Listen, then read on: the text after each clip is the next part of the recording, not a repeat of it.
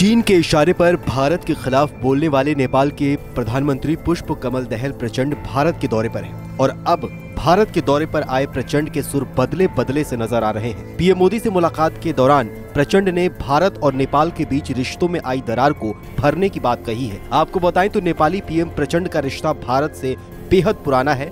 नेपाल में 1996 से लेकर 2006 तक गृह युद्ध का दौर था। ये गृह युद्ध नेपाल की राजशाही और माओवादियों के बीच चल रहा था।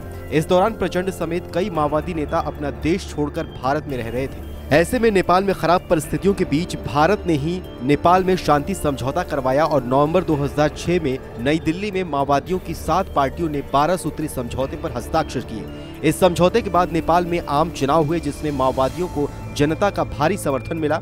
माओवादी चुनाव जीत गए और प्रचंड पहली बार नेपाल के प्रधानमंत्री बने।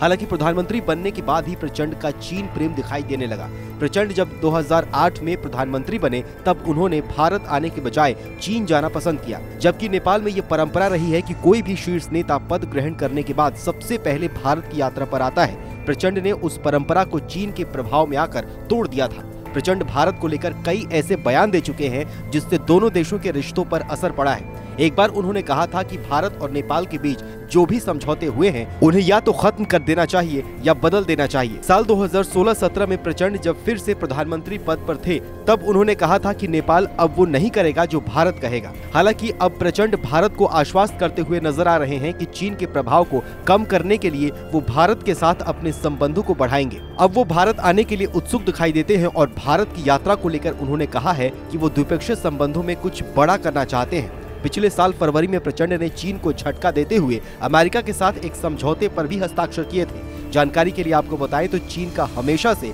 ये इतिहास रहा है कि वो जिस देश में ज्यादा हस्तक्षेप करता है वो देश या तो बर्बाद हो जाता है या फिर दिवालिया होने की कगार पर पहुंच जाता है। इसका सबसे बड़ा उदाहरण श्रीलंका और पाकिस्तान जैसे देश हैं और ऐसे में अब लग रहा है कि नेपाल चीन के मामले में दूसरे देशों से सीख ले रहा है।